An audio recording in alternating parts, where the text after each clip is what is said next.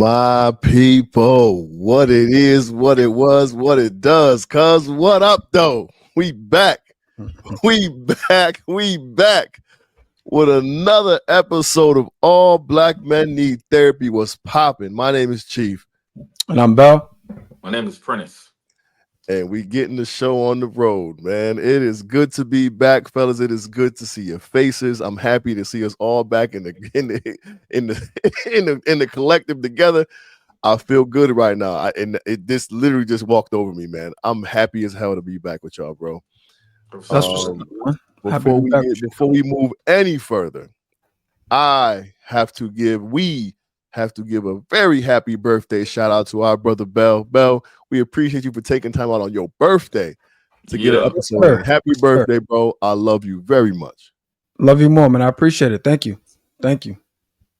No the birthday doubt. Love has been it's been good. It felt good today. No doubt. Good. You already started the process. Hey, y'all, just disclaimer right now. We might not even get into an episode because we ain't checked in 3 months.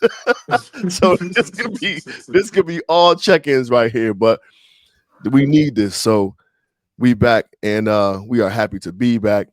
Fellas, man, I literally just came over, man. I'm happy to be back with y'all. Bellhead, talk to us, man. Check in. Tell us about the birthday, all that. Talk to us, B. Oh man. I mean, so much has happened. I think we haven't recorded since November. Right. So much has happened. But overall, man, I'm great, man. Like I said on Therapy Thursday the other day, I saw this post and it was like everybody thinks they have problems. And so many problems until they have a health problem. Then they just have one. You know, so I was like, once I heard that, I'm like, that's true. You know what I'm saying? Like, and I fortunately, knock on wood, I don't have any health issues, but that's my point. It's like, since I don't have any health issues, everything else that happens is negligible, right? Comparatively. So I'm good, man. Life is real good, dude. Like, no complaints, man. Travel hasn't really stopped. You know, traveled a lot in January. Traveled in February a good amount. Traveling again this weekend and next week. So yeah, man. I there's so much to catch up on. Like I don't even know where to start. But life is good, man. In the ode to you, Chief. The kids is happy and healthy. You know what I'm saying? So like I'm good, dude. Like I don't really have much to complain about, man. Like, I'm trying to think what else I can fill y'all in on. We went to New York this past weekend to celebrate my birthday early. Chief pulled up. We can get into Chief's antics, you know, at some other time. But let's just say he's logistically challenged. Let's just say that. I was there, P. But yeah, shout out to my man Oz. Oz pulled up. Went to a nice dinner at Fogo de Chao. Chao. And had the top and bottom sirloin. Dude said, turn it over and just keep bringing out the meats. Whoa. It's a Brazilian steakhouse. The joint was crazy. Oh, you ever been to Brazilian steakhouse? Yeah, a couple times. Okay, yeah. They bring it to the table or whatnot. But but yeah, man. Turn over and they'll just keep bringing out the meats. Yeah, it was crazy. But we had a good time, man. Me and my guy Oz, man, we was out till 4:30 in the club. Like, I couldn't tell you last time I've been awake at 4:30, let alone drinking. You know what I'm saying? And up and out. So yeah, man, I needed it, man. It was I was going back and forth. Well, I guess this is probably going to be all check-in, so I'll just continue the story. But so the wife's birthday is on Thursday, so I'm the third, she's the sixth, and I was like, "Hey, what do you want to do for your birthday?" And just to kind of give you context on how the New York trip came about, and she's like, "Well, we could talk about that later." So I'm like, "All right."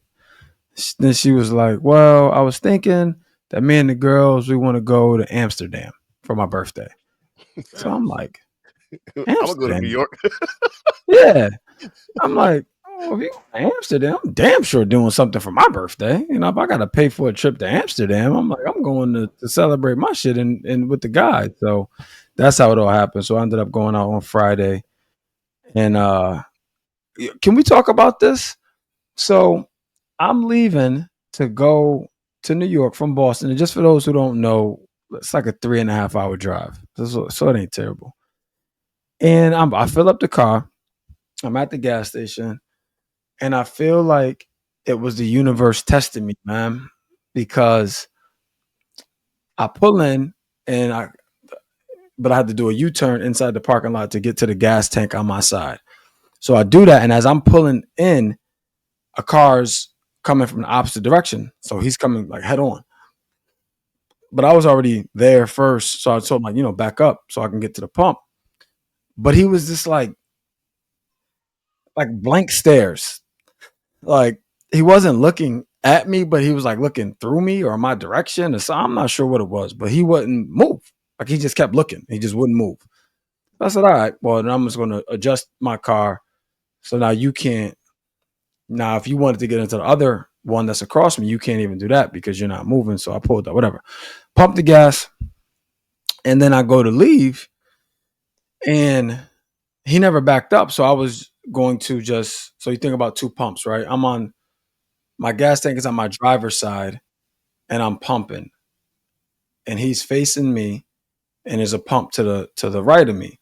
So I'm like, all right, well, I'll just go forward and go out that way.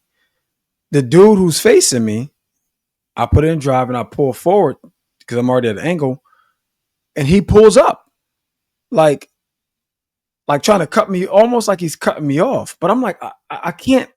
The dude's not giving me any reaction. So I don't know if he's trying to cut me off or if he's just trying to get in because I'm on an angle and he's just turning his car to get in to replace me, basically. So I'm like, yo, bro, move. Like I'm having this conversation through my windshield and he's not respond. Like it's like, I don't know if he had Asperger's or what. Like he's just not doing anything. So I said, all right, fuck it. Ain't nobody going nowhere. I threw my car in park and turned the car off. And I'm like, ain't nothing happening. Like now I'm tight. And and I don't get triggered like that. You know what I'm saying? But I'm like, ain't nobody going nowhere. And then I'm like, you know what? I watched that Lil Meech, I keep saying Lil Meech, Big Meech response to 50. And he was like, I'm not about to let nobody trick me out of my freedom or trick me off the street, basically. So I said, you know what, man? I'm supposed to be celebrating my birthday. I ain't got time to be going to jail. I said, so you know what? I'm gonna just reverse and let him have it. And when I did that, it confirmed that something's wrong with him because the whole time he didn't move while I was pumping gas. So I pumped up a full tank. So I'm thinking he wanted that spot to pump gas. When I backed out and moved up that spot, the dude just drove forward and parked in the parking spot to go into the store. I'm like, oh yeah, you touch, bro. Something ain't right with you. So I'm glad I didn't take it any further. So anyway, I went to New York, drove to New York, and then when I got there, they upgraded my room and gave me 5 free drink tickets. I'm like, see, I was supposed to be here. Like I was supposed to be here this weekend. I was like, that was a test. But anyway, enjoy some self-care. Chief pulled up, kinda. No, he pulled up. But it was just a very weird situation. But he pulled up. And I went hung out with the guys, man, and that was my weekend. So it was cool. It was cool. Like that was all I needed. That was all I needed. Had cupcakes and sang happy birthday with Chase and Lorraine probably a couple hours ago. And now I'm here with y'all. That's that, man. Word. That's what's up. P. 3-month check-in, baby. Give us a skinny. What's happening? It's kind of like Bill, but like man, I'm all the way tapped in right now. So I'm doing good internally. I'm doing good spiritually, mentally, physically. Pilates is still going back in the gym. So much has happened. You know what I mean? Like I feel like Bill, like so much has happened Yeah. since we Yeah. spoke on the call that I can't possibly probably even remember or have enough time to talk about everything. So I'm trying to think, like I was thinking earlier, like what things stand out for the check-in. But Everything is solid, man. Like I'm in good motion, but like I'm healthy, man. Y'all ain't got nothing to worry about for me. You know what I'm saying? Like I ain't got no underlying things, man. But if I was to think about out of everything that's transpired, I got closure with moms, which was good. Like I ran into her a That's couple dope. of weeks ago. I saw Um, I saw your poem, and I'm like, oh wow, I'm like, we haven't caught up in a long time because I didn't even know about that. yeah. So I randomly ran into her. I was performing at my old high school for my forensics coach. Shout out to Mr. Lindsay. 10 o'clock at night, I'm driving down the street, going to the freeway to go home, and I see this figure walking down the street, dark of night, and I knew it was mom's right away. And I just was compelled. I made a U-turn, got out the car. She saw me, started bending over, crying. I had to like force her to hug me. It was odd. But long story short, she just, kind of rejected the interaction. I told her I loved her. I was trying to hug her and everything, and she wasn't receptive. I offered to give her a ride home. She was like, no. Anaya's feelings were hurt. Sarai didn't know what was going on. It was disappointing, but it kind of reaffirmed the decision I made. And It gave me a lot of good closure, man. Ironically, it gave me a lot of good closure. Sometimes you wonder if you're doing the right thing, and it just reaffirmed that, yo, I'm on the right path. So, as disappointing as that can sound, it was really beneficial.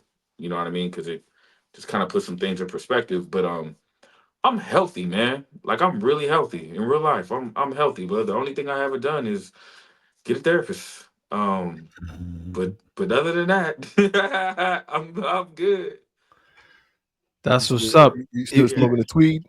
You said what? You still smoking that tweed? Nah, but I quit that last February. I'm just checking in.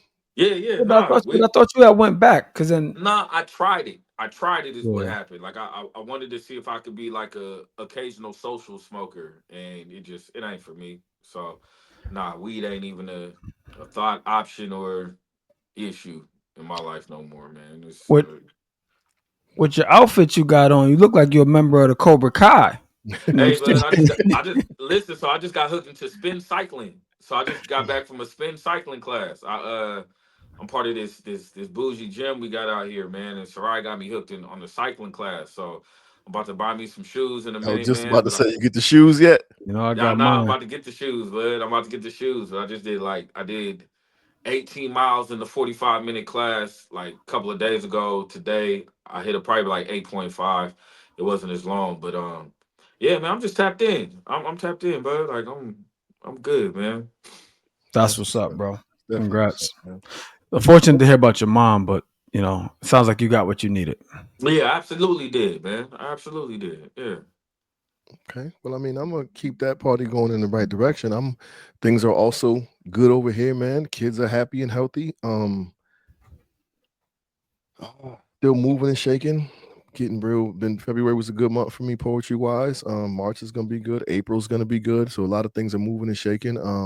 I just finished coaching a full basketball season, middle school girls basketball. Y'all win tonight? Yeah, we won. It was our Oh, so senior night. So y'all made y'all made it to 500. yeah, my That's daughter what's up.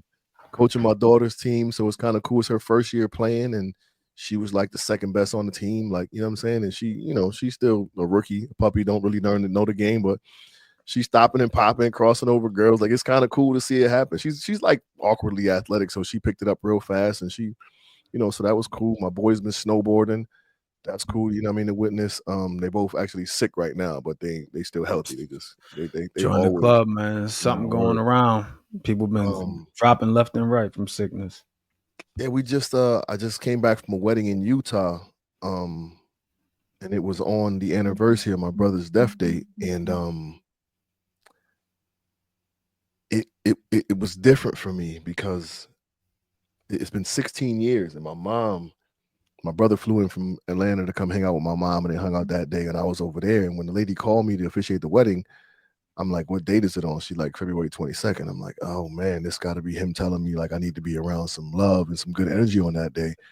And then I get to meeting the couple and I'm talking to them, and they got engaged on my mother's birthday. And I'm like, oh, I'm supposed to be out there. This is Oh, wild. geez.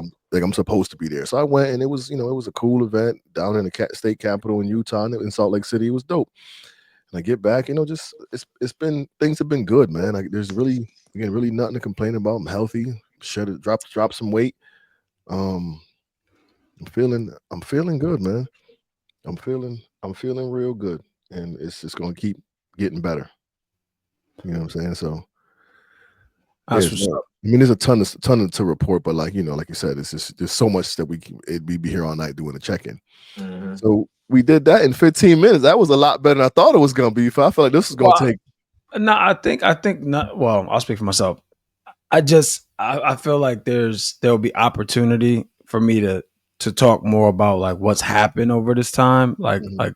think like mentioning things when prompted. You know what I'm saying? Mm-hmm. Like we a topic or a question that comes up, like, oh yeah, well by the way, I did that this during this time too. You know what I'm saying? Right, Instead of right. just throwing up on everybody.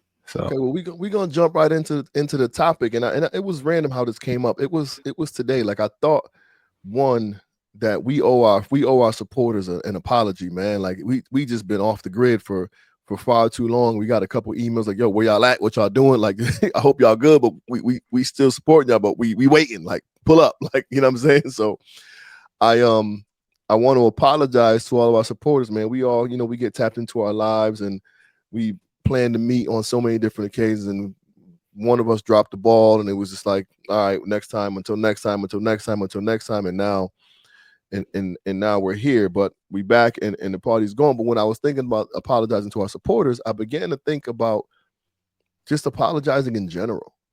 Like, what does that look like for us? And like, there is I don't want to say an art, but like there's a significant importance when curating an apology, and certain things kind of like need to happen why you to. make that sound so complicated? No, because I'm trying to, Curating an apology, bro. because it has to come from a sincere place. So in doing, in doing in like researching, like I'm just looking up apology or whatever, they say it was something like 48% of people who apologize say that it it it was sincere or something like that. So almost half. Almost half of the apologies are like from a real place. You So know that what I'm means the saying? majority of apologies aren't. Yes, which is wild to me. You know what I'm Mm-hmm. saying? Because like in my job, like these, sometimes I can't get these kids to apologize. Like and it's weird because they'll accept accountability and be like, yeah, I did that, but they won't apologize. You just acknowledge that you were wrong, that you could have done better, and they won't say the words "I'm sorry." So I've worked on teaching them kind of how to make amends versus how to genuinely apologize. We'll get into that in a minute, but I wanted to ask her, like, if you had to think about it, has anyone ever taught you how to apologize or what that should look like? I mean, as a kid, I feel like Okay, we're all what taught right from wrong. but what can you in terms of like how? Not the fact that say sorry. That was hard. I mean, you say sorry, and then that's Outside that. of that, no. How Outside about of you? what you just described, no. Right. So that's what happened. Right. You do something wrong, and like go say sorry, Mhm. sorry, and okay, and that's it. I learned through trauma. I learned through Okay. one experience. March 7th, 1989 taught me the importance of an apology. Tell us more. I think I've had to share this at some point. But the lady, I called her my grandma, but the day I came home from being born from the hospital, she took me out of my mother's hands, took me upstairs so my mom can get some sleep. Her name was, we called her Matesy. When Matesy died, I was the one who found her dead that day. And that morning I had spent the night. I told y'all this story. She put peanut butter and jelly on the same side of the bread. I got upset. I threw it against the wall. It stuck. And I was yelling and screaming, being in a bad mood. And I left for school. Came back home early that day, looked in the bedroom window, and she was laying on the bed. Foam was coming out of her mouth. She was in the process of rigor mortis. But the thing I remember walking to the phone to call 911 was that the peanut butter jelly sandwich was still stuck on the wall. So that Mm. meant that she never cleaned it up. She was a very neat freak. So that tells me that too much time couldn't have passed between me leaving for school and her passing away. Um, and that always stuck with me that I didn't say sorry. I didn't apologize for being a fucking brat. So ever since that day, Whenever I'm sorry, I say I'm sorry. But to your point, I was one of those kids in school because I'll take accountability, but if I'm not sorry, I'm not gonna say that shit. 'Cause I'm not. Yeah, that raises a good point. Well, first of all, he was a badass kid throwing peanut butter and jelly sandwiches against the wall. I'd have whooped your Let's ass. just get that out the way. That was Um, terrible. um, but that raises a good, because when you said that, Chief, initially when you was describing your students, I basically thought what Prentice just said. Like, is there a difference between accountability and being remorseful? Mm-hmm. Yeah. You know what I'm saying? Like I know what I did was wrong, but I don't regret it. Mm-hmm. Like that's a very plausible answer. You know what I mean? Like you got to think when people go to jail, they know they shouldn't be selling drugs, but them drugs then provided a life for them. So they in jail. They understand they was wrong, but they're not sorry about it because of what came from it. Like on the reverse, right? Yeah, they was negatively impacting their community. But if there was no other way to positively impact their family, and obviously that's up for debate, but in their mind, if there was no positive way to, if that was the only positive way that they can financially impact their family, then why would they be sorry? They understand it's wrong. So my point in saying this, I don't think they're synonymous.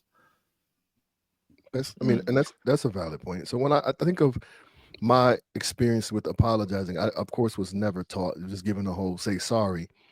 And I saw a post the other day, and it talked about apologize. Now that I think about it, and they were like, in terms of accepting an apology, kids are taught to be like, it's okay, but no, it's not okay. Like you apologize, and I accept your apology, but it's not okay. You shouldn't do that again. Like don't ever do that again. So it was like when you respond to an apology, don't tell them it's okay. Like stand firm in the fact that it's not, and remind them that it's not okay, so they don't do that same thing again. How do y'all feel But about?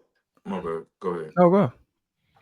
It's a different question. You got a response to that. I'll Yeah. wait. Go ahead. So I don't know if I agree with that, Chief. Again, it was just a post I saw. I mean, it made sense to me though. No. I'm not saying I do or I don't. I'm like processing it because how does one receive that? Maybe like no, it's not okay. Like so when somebody apologizes, you saying it's okay. You responding back like if you said, Belle, I'm sorry, and I'm like, well, you better be because that wasn't okay, right? How does that make me feel? Because let's just say, Chief, in your scenario with your kids at school, somebody did that to them, knowing they don't want to apologize. Mm-hmm. And maybe your coaching is the only reason why they did. And then somebody responds like that. My guess is they'll never apologize again.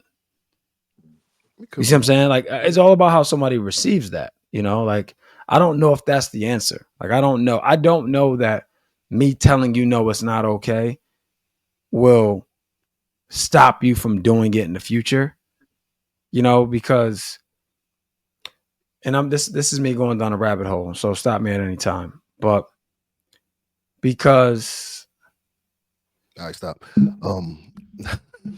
What if that action is okay in another circumstance? What do you mean? If the action of saying that's not okay when you get a apology? No. The action of whatever you have to apologize for is okay in another circumstance. You know what I'm saying? Like, this is a stupid example, but let's just say you borrow some money from somebody and you don't pay them back, and you apologize, or you pay them back real late, and you apologize, and that action happens with somebody who maybe owes you money and you don't pay them back.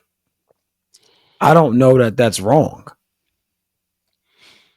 You know what I'm saying? So Chief lets me borrow some money. It takes me forever to pay him back. And I finally pay him. My bad, bro. I came on hard times, whatever. Prentice owes me some money. Prentice owes me some money from years ago. May or may not have forgot about it. Let me borrow some money during this time, and I don't pay you back. I don't think that's wrong. That's the same action. You see what I'm saying? It's the same action that I had to apologize to one person for. But in that same action, I can feel justified. So that's what I'm saying. I don't know that the person saying no, it's not okay is okay, because they they may be apologizing for the action, or they may be apologizing for how that action impacted you. But those don't have to be the same thing. Okay. So You know, go ahead, Pete. Before, I'm gonna write something down so I don't forget you, it. you know, it's a trip. I was thinking about this earlier today. I was thinking about I was thinking about my parenting and how I notice it's changing. And lately it's changing in a way because, I think we all, I see these posts and I see things, and for a long time, I think I kind of question my ability as a parent or my influence as a father, because I didn't see certain similarities between me and, like, let's say Tahir, for example, right? Like him wanting to follow in my footsteps in any aspect of my life. So then I'd be like, I wonder if I'm doing something wrong, right? Or a father always wants to see similarities in his son. I think that's kind of natural. Um, and I wouldn't see him, and I noticed my parenting shifting. It's going to a point. I noticed my parenting shifting from being focused on seeing signs of my kids being influenced by me versus me doing things to teach them an overall kind of like a umbrella message, right? So things aren't necessarily about guiding them down the path to be like me, but to teach them how energy works and the real difference between right and wrong. And maybe it's more important to teach my children about accountability than it is about apologizing. And I say that to say, I wanted to ask you guys, like, with this subject, I kind of am starting to think, like, as a parent, it's more important for me to teach them the importance of taking accountability rather than when they do something wrong, me being like, yo, tell them you're sorry. Because what if you're not? You know what I'm saying? What if I'm making them tell somebody they're sorry when they genuinely don't feel that way? Are they becoming part of that 60% statistic that you're talking about, who So apologizes and don't really mean that shit? so You know what there I mean? was So I think, like, socially, we're taught to say we're sorry when we're not. Like, as kids, we had to apologize for people when we didn't want to fucking apologize because we didn't fucking mean it. right. So then, lo and behold, we got 40% of people who mean that shit and 60% who don't, when the message should really just kind of be about, like, yo, analyzing the difference between right and wrong, and at least taking accountability for your actions, and then seeing if you're sorry. If you're not, you're not. So Bell said something and I wrote it down, but he talked about the action and or the impact the action had on the person. Like, Mm-hmm. and I think both of them essentially deserve an apology. But like, what, so off kind of off topic, but what would be more important to you guys? Like apologizing for what was done or how it made you feel? Yeah, that's the thing right there. The thing is, you may not feel sorry about what you did, but you may feel sorry that it impacted them the way that it did. And that's two totally different things. And that's what I'm saying. So do you, so now, I mean, semantics, but do you make it a multi-step apology or is it just like, do you focus on one part, the part that Well, really at the end of impacted No, the you? day, if you ain't sorry for the action, but you don't like how it impacted somebody, are you sorry? the action is irrelevant. I'm gonna just go out and say that the action is irrelevant. Period. Because if you didn't care about the person, the action wouldn't matter. You know what I'm saying? Like if you if you this is silly, but if you cut somebody off in traffic, a stranger, like cut them off, like you may not think about that. But if you cut your mom off and you didn't realize it was her, you would be sorry. Like, oh shit, ma, I didn't know that was you. My bad. The action is the same. The only thing that matters is how you feel about that person. So I Perfect think, example. yeah, I think that's why your kids struggle too, Chief, at school, because they really only care about you. You know what I'm saying? Like Right. they don't they may or may not care about the other administrators that are in that building that they pissed off, or their teacher that may not show them any respect. So they don't care how they make her feel. Mm-hmm. I got, Maybe. I I got, don't know. I got a So that perfect. makes sense. I got a good example. So y'all niggas about to start laughing. So December, I had a show. I'm gonna give a really, really short. I'm gonna just summarize this shit. December, I had a show. Something popped off in the show.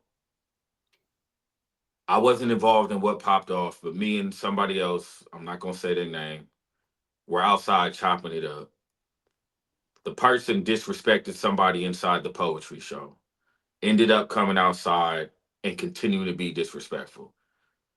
It led to me stomping this nigga out. I found out later that me stomping this nigga out along with somebody else led to him having some issues, some residual effects as a result. Yeah, I probably wouldn't be mentioning that on the podcast, but go ahead. Um, I ain't feel bad about it. I ain't feel bad about the residual effect, and I ain't feel bad about what I did because I felt like he deserved it. So So to Bell's point, how you care about what you care about the person. right. So if Prentice would have got apprehended as a result of that, he'll own what he did because he just admitted it. Mm-hmm. But he's not sorry for it. No. Because he felt like it was warranted. Right. Okay. So one thing I've worked on with my students is you save the apologies for the big shit. So if I say to you, P, listen, man, the way I spoke to you wasn't cool. I realized I was yelling. I probably shouldn't have. And I recognize that. And next time I'm gonna do better. If it ever comes across again, I'm gonna do better. Does that suffice for you? Is that enough? Because I took accountability. I owned up to it, and I told you I didn't like the way I spoke to you, and I'm gonna do better next time. There isn't an ounce of an apology in there. It's self-reflection, recognition of what I did, and telling you I'm gonna do better. But I didn't say the words "I'm sorry." Is that enough? So I tell my students sometimes you got to just make amends. Go recognize what you tell them. You recognize what you did, and your intent is to move better, to do better moving forward.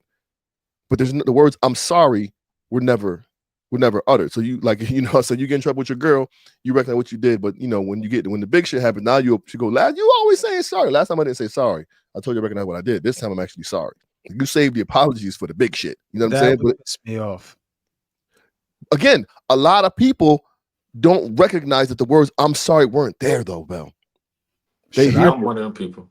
Right, but they hear you owning what you did, telling them your plan to be better, but so they don't even realize that the words "I'm sorry" or "I apologize" were excluded from that statement. Those statements.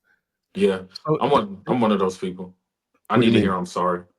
I need to hear I'm sorry because I like to know the people that I care about have remorse for making me feel bad. It's just my thing. Like You're you can not say a whole wrong. lot of things, but yeah, you're not wrong at all. But I like to hear the words "I'm sorry" without being prompted. You know what I'm saying? Like, so if you were given that, P, if I go, P, man, listen, man, we got it was a little aggressive day when we was talking, B, like I realized, it didn't have to go that way. Like I could do better with my tone, bro. So if we find ourselves in a difficult spot again, I'm gonna take some space and make sure that we don't have that again. That's not enough for you? no, it is because I love you and I'm acknowledging. I can hear the apology in that. That suffices because But that's what I'm saying. Being that 60% of the apologies aren't true, that could be some fluff that these people are giving us anyway. You know what I'm saying? So does it mean more to you if I said all that and then put "I apologize" after it? Maybe it's just an energy thing for me. Maybe I can sense it. Like it's my gauge on whether you say I'm sorry or not if I sense that there is remorse. But I feel like when you got special relationships and you got relationships that actually have substance and depth, I'm sorry isn't really too well. That's not True, true neither. but you got P. We're what the coach. My coach used to say, "Be careful of college coaches because they could talk a starving dog off a meat truck." Like we're writers, bro. Like we got the gift of gab. Like we can make anything sound nice. You know what I'm saying? Manipulators can make anything sound nice. You know what I'm saying? So how do we differentiate? I mean, again, relationship obviously matters, but is it? You just said it was important for you to hear the apology, but depending on how much you love the person, recognition is enough. So. How you feel about Bell? You was gonna say something. Yeah, it's like this, man. Lorraine used to be like that, potentially still like that. She just would not say sorry. Like she wouldn't do it. Like she would say exactly what you said, Chief. Next time I'll do better, or something like that. Like I'm paraphrasing, but she wouldn't say sorry, and it used to infuriate me. But she wouldn't do it, and it was mainly because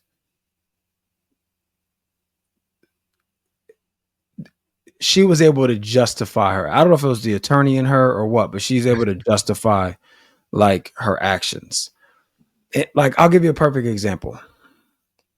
One day she threw away, and I talked about this before, she threw away a significant check that wasn't even mine. It was me. I had to give it to somebody.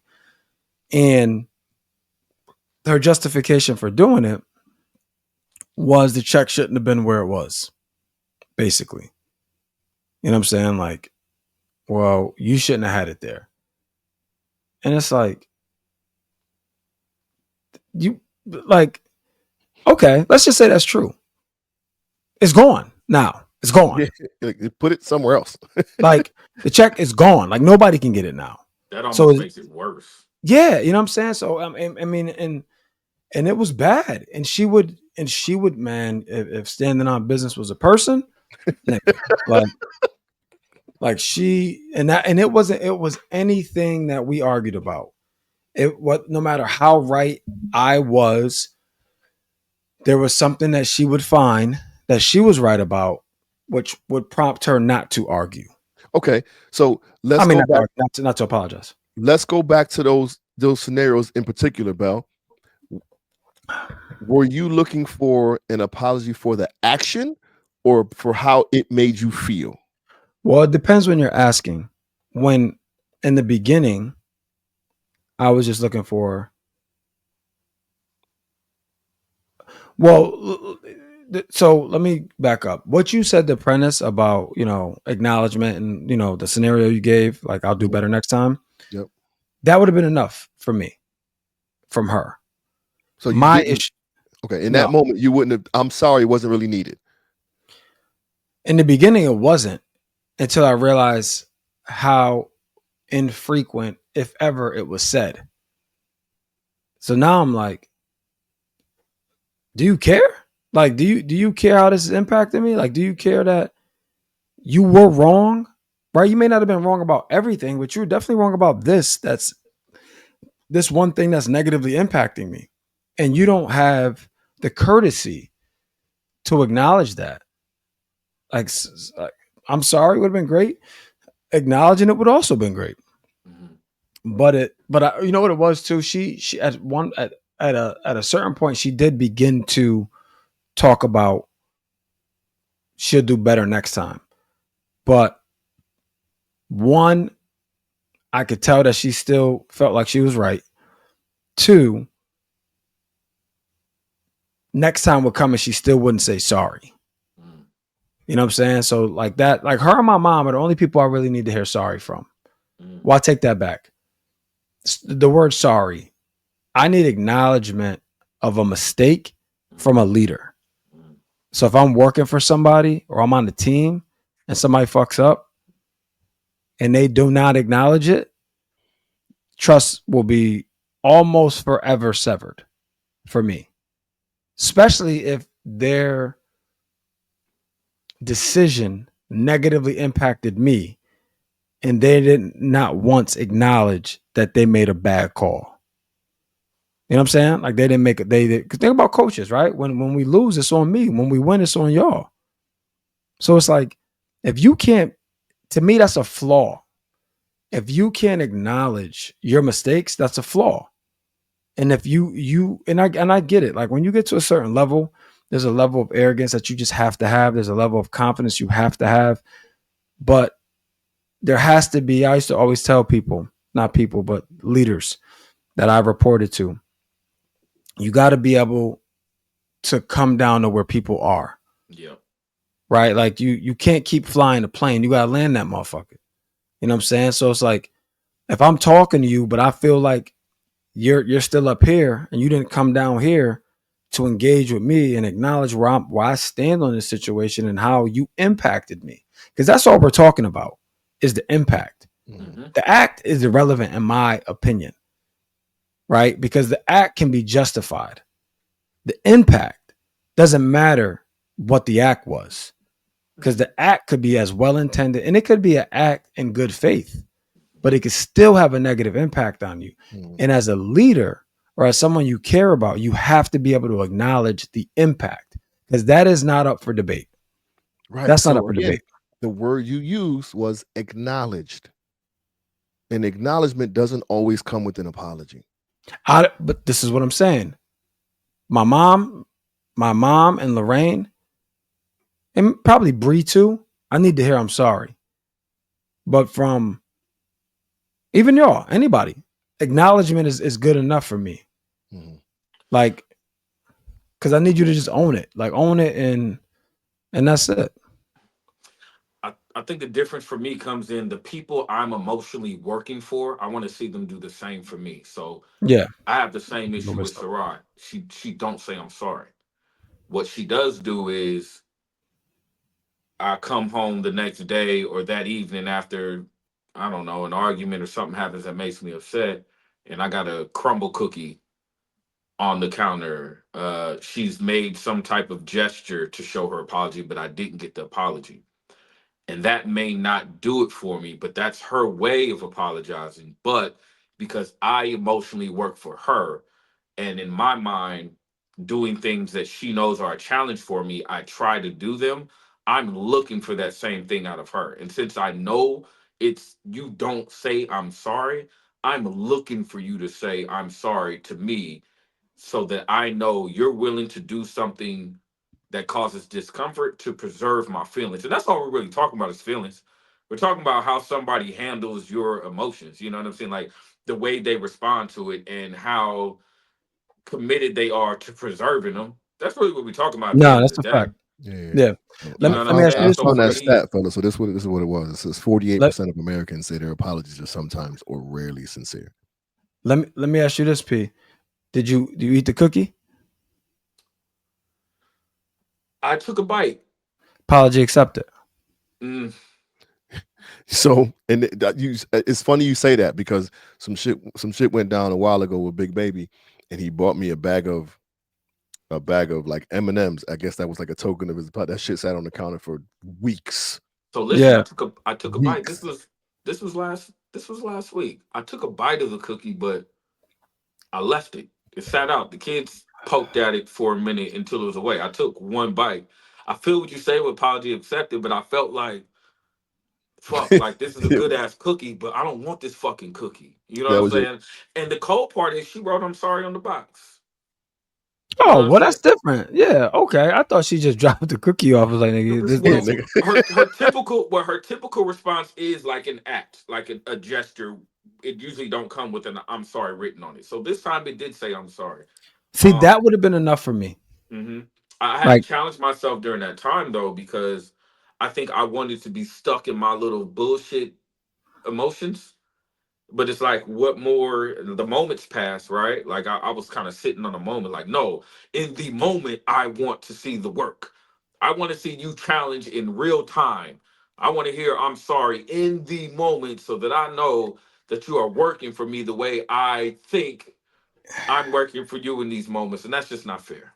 it's not because not everybody like Right. that's a great example because Lorraine and I, when we would argue, like I would leave, like literally just leave the house. Mm-hmm. Sometimes I'll be going for 24 hours, like depending on how heated it got.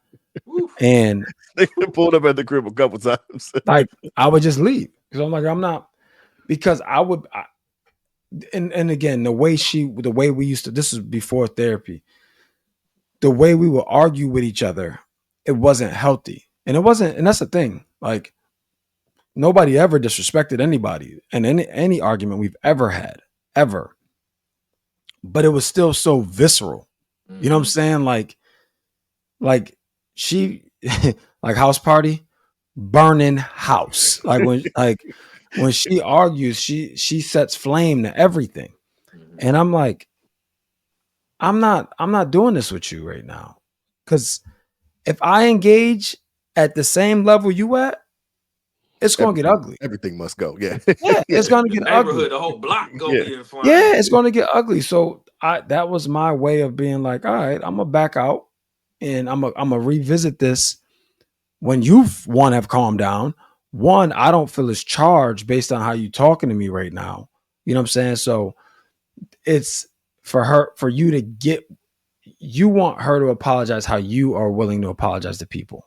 Right, and that's And not fair. that's not fair. You know what I'm saying? Now there could be some compromise, right? Could be some compromise, but to get her to respond exactly how you do that's not realistic. What about So you, Chief? I want to, for what you mean. How do you need to hear I'm sorry? Not necessarily. I think it's a lot more about the acknowledgement for me. Just own your shit. I think it's more. Yeah, I think it's definitely acknowledgement for you Own your more shit than the words. more Yeah. than the words "I'm sorry." Like own your shit. Like if you did some foul shit, own it. Like don't. I ain't. It's a bunch of stuff I gotta tell you, Peter, that I don't want to talk about right now on the line. But I put up that thing I just pulled from the stats, and it says women apologize slightly more than men on average, but the gap is not as large as people think. I don't know if that's true. Not, I mean, according to the web, it is. But what's the cliche says that women have a much bit more difficult time accepting accountability. Therefore, apologies are few and far between. And from personal experience, that has been something that's been paraded in my world. Like just having to have conversation to go, nah, you gotta hold that. Like you have to acknowledge that you did that. I automatically think of Sunshine Anderson's "Heard It All Before." Like it is so cliche for a woman to say, "How many times are you gonna apologize about a man?" You know what I'm saying? Like Right, I right. look at that stat and I don't believe that shit neither. I'm like, niggas, we apologize off rip when we know we fucked up. You know what I'm So saying? Like, is it easy for you guys to apologize? Or does it take like is it difficult to find the words I'm sorry nah, for you it ain't guys? hard for me. No, it's not hard for me. Yeah, because again, is I'm not a malicious person, so I'm never gonna like I'm not gonna go into anything with malice. So if I do something, it's gonna be an unintended consequence, right? Like, oh, I didn't know that act would have this impact on you. So yeah, no, I can like provided the person can, articulate themselves enough to help me understand without like chopping my head off, and just giving me grace, like he didn't I don't think he meant it like this or whatever, but it did hurt me. So let me just tell you, like, I don't have a problem saying sorry at all. Yeah, I'm definitely guilty of the unintended negative consequences of something done with good intention, but impacting people in a way that I didn't think it would. And in previous circumstances, I found myself similar to Low, like trying to validate my actions versus acknowledging the impact it made. Because Did you say again, I'm sorry? It took me a while to be like, nigga, just like this is how you. It doesn't matter what your intent was. This is how they felt, and you need to apologize for that. exactly. You know what Yeah, I'm saying? he wasn't ill intended. So he would just try to convey to them, like, no, like that's not what I meant. Yeah. You know what I'm saying? But the impact, it doesn't matter what you meant. You know what I'm saying? Right. The impact is all that matters. No, 'Cause for sure. what's the saying? The path to hell is paved with good Good intentions. intentions. Yep, for sure. So neither one of you have any issues using the words "I'm sorry." So if you can think about the last time you apologized, I don't say I'm sorry to guys. I I think don't think. I do. Yeah, I do. I've come to a space now where like it's the ultimate accountability. And Question is apologizing, I'm sorry, the same thing? yeah, All right, It's then I my say, bad and I'm sorry, the same thing. yeah. I mean, oh, my bad has a less sincere undertone for me personally, Yeah. but mhm. it's still an apology. No, I apologized to somebody yesterday, actually. So in in that apology, when you think about it, Bell, was it from a sincere place or was it just the right thing to do? I don't do that. I don't do the right thing to do. Like What do you mean? I'm not I'm not saying it or doing it if I don't believe it. You know what I'm Yeah. saying? So like I apologized to somebody yesterday because I was supposed to do something and I didn't do it in the timing that I committed to doing it. So when I got on the call, I was like, "Yo, man, I was supposed to do this a couple of days ago, and for that I apologize. Like I shouldn't be calling you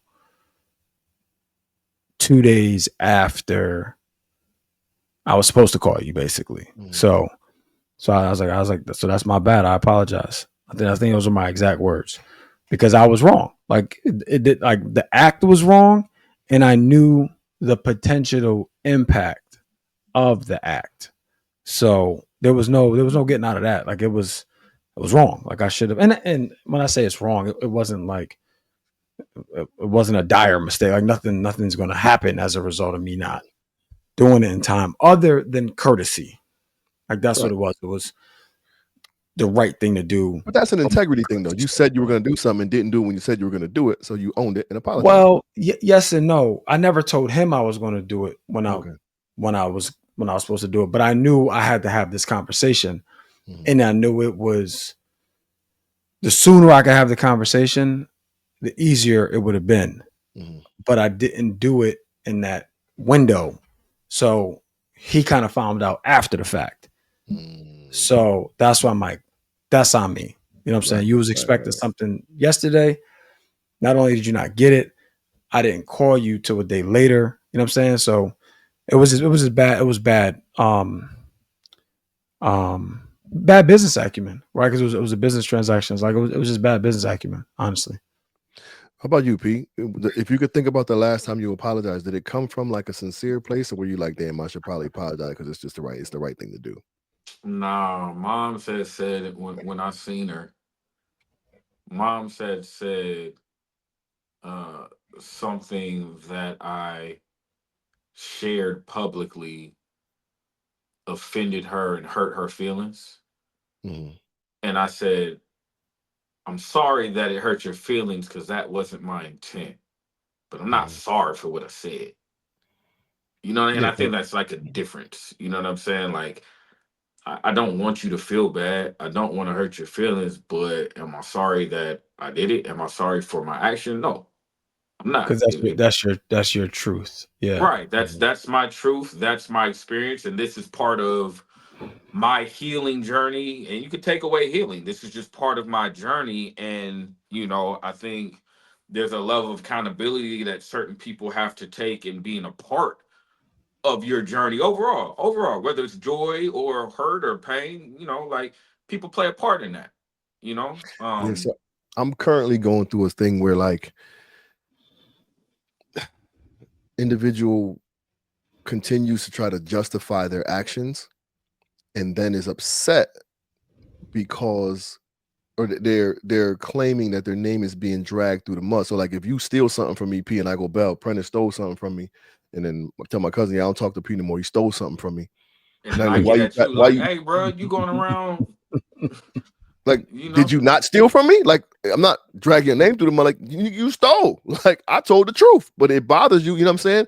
So that's kind of the situation I'm dealing with now. But there's no apology behind it. It's still justification. Oh, I was fucked up, or I was smoking weed or whatever, and I needed the money or whatever it is. But there's still no apology behind it. It's like, come on, B. It's easier to find the offense in somebody else's actions than it is And to to own take yours. accountability for your own sometimes. You know what I mean? Like, it's cool if ain't nobody saying nothing, but once you hear that somebody else is talking about this incident that you was wrong for, but they got something to say that you don't like, or you just don't like the fact that this business now is not between the two of y'all. You know what I'm saying? Right. People sometimes take that and they use that to fuel the position they're already in, rather than being like, why is this happening in the first place? And if they broke down why it was happening in the first place, they realize that they're part of the source, but they're not doing that. They're getting triggered by this shit, and then there's no apology that comes. So we're running up on the time. But so if you were to teach someone the correct way to apologize, what would you say to them in terms of making their apology seem sincere or come across as sincere and to a point where someone would accept their apology? That's like me saying, how do you teach somebody to love? Like, I want to teach you how to love. Like, I don't believe you can teach somebody how to apologize. Like, for instance, a member of my family,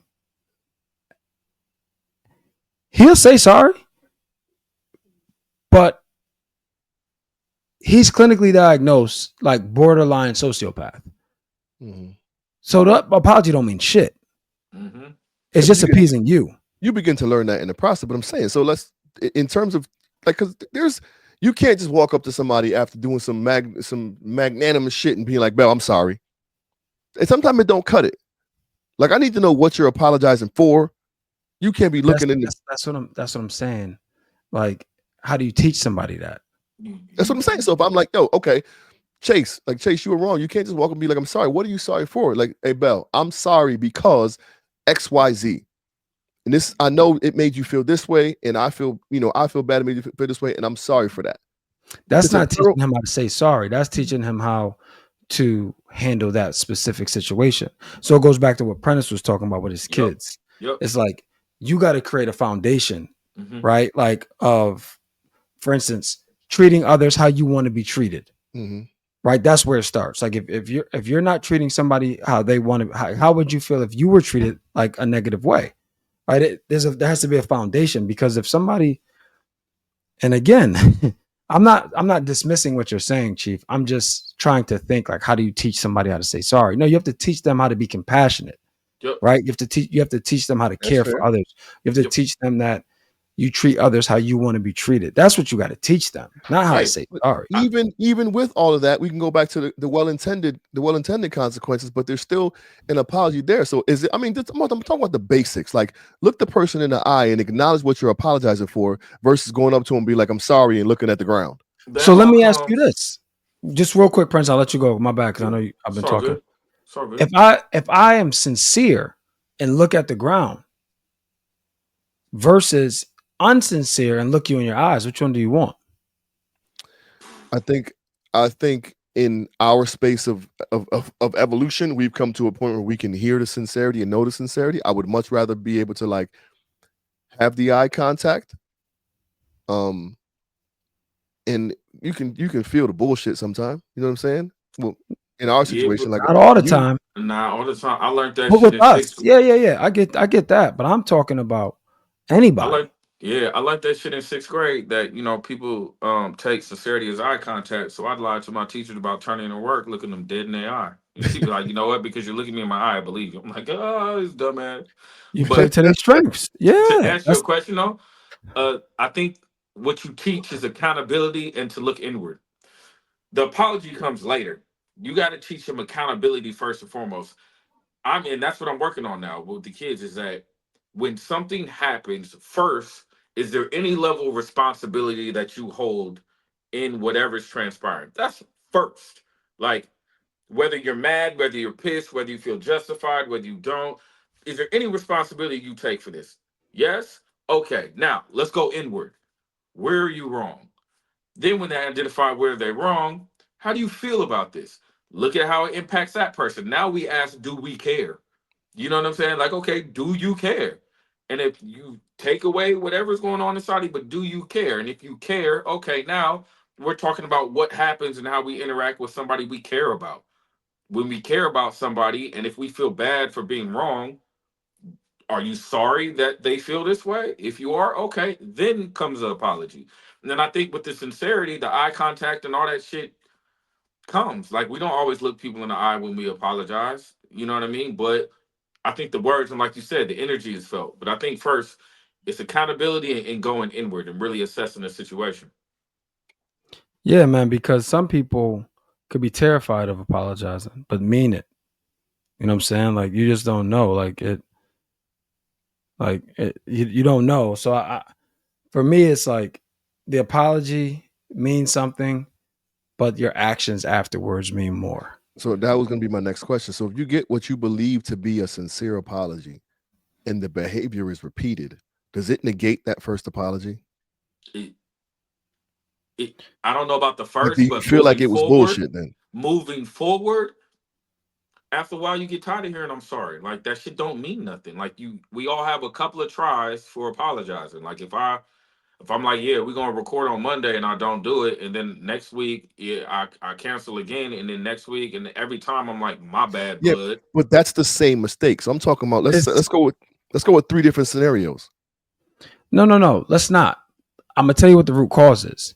that person doesn't care about you as much as you care about them, and or Boom. you think they should. Boom. That's the root cause. What they Boom. say doesn't matter if they don't care. You see what I'm saying? So that's why I said I only need to hear I'm sorry for a couple of people in my life, because that's what I need from them based on my level of care for them. Mhm. So if you don't care about me, I can't expect you. Like, I need to evaluate that relationship. Right. If Right. you So if there, continue to do these things, it has nothing to do with how sincere you are when you apologize. It's everything to do with how you feel about me as a person. so Feelings. again, so if it's three completely different scenarios where something was done and an apology is warranted, does it, like, if it's the same thing, oh, like, Pete, missing Monday, missing Monday, missing Monday, missing Monday, it's like, come on, fam. But if you miss a Monday and then you lied about something, stole something, whatever, those three different scenarios where you apology is warranted and we get them, does the apology now, it's like, come on, fam, you constantly making mistakes and saying sorry, like, you got to do better at Yeah. some point in You full, just answered it right there. Like niggas don't want to hear sorry all the time from the same person. Like that's gonna have an effect. It don't matter what Bro, you do, it's gonna have an effect. Well, like I don't like fucking with niggas who are always telling me they're sorry for something they did to me. I'm not continuing that relationship. Like, that's what I'm Yeah, trying to tell y'all. yeah, Like yeah.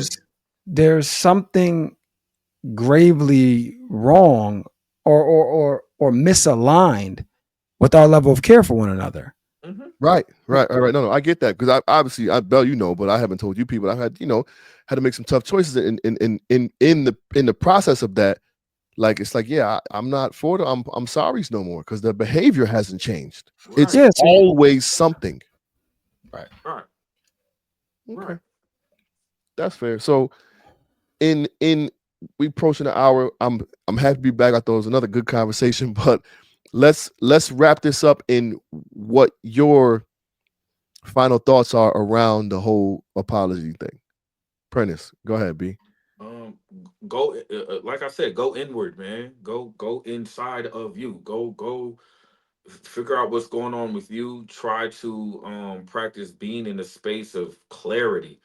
You know what I mean? Like that's gonna help you overall getting in a space of clarity. So when it comes to apologizing, first just look at accountability, then go inward and compartmentalize each issue within the problem and what's going on. Look at what they've done, look at what you've done, and it's okay to acknowledge what you've done and be upset at somebody else at the same time. But it's kind of hard to do if you're leading only with your dominant feelings. You know what I mean? Like especially if it's negative, if it impacts you in a negative way. But always be able to apologize when you know you should. That's the thing. I think when you know you owe somebody an apology, when you feel that you owe somebody an apology and you're not willing to give it, that's when there's a problem. But just go inward. Start there. Compartmentalize the pieces of the puzzle, and try to move with whatever integrity you think you should be moving in that moment.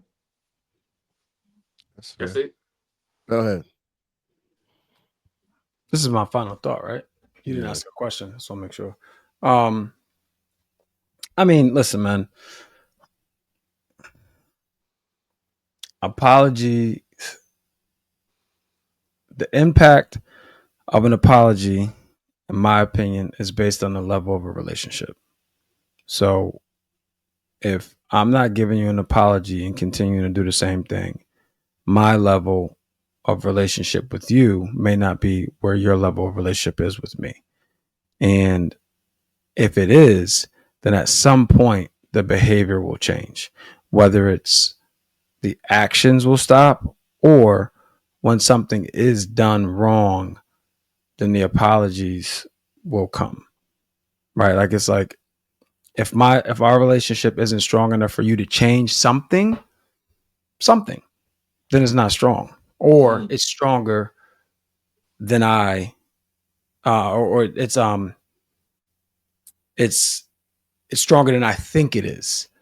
You know, like, so if your actions don't change, you cannot, in my opinion, care for the person as much as they care for you. Okay. I think for me, like just piggyback on what both you guys were saying, but accountability is clutch. And once you've realized that you've put yourself in a position to where you've impacted someone in a negative light and you have to apologize, I recommend doing it sooner than later, because the more you let it linger, the more this person feels like they aren't of concern or care from you. And I think that's another thing we should have talked about too, like how long, how much time can pass before you get that apology to where it won't mean anything. Because after a while, it's like, man, fuck out of here. You're gonna come to me a month and a half later, like you just not realizing that what you did bothered me. You know what I'm saying? So I think it's important to tap into that apologetic space sooner than later.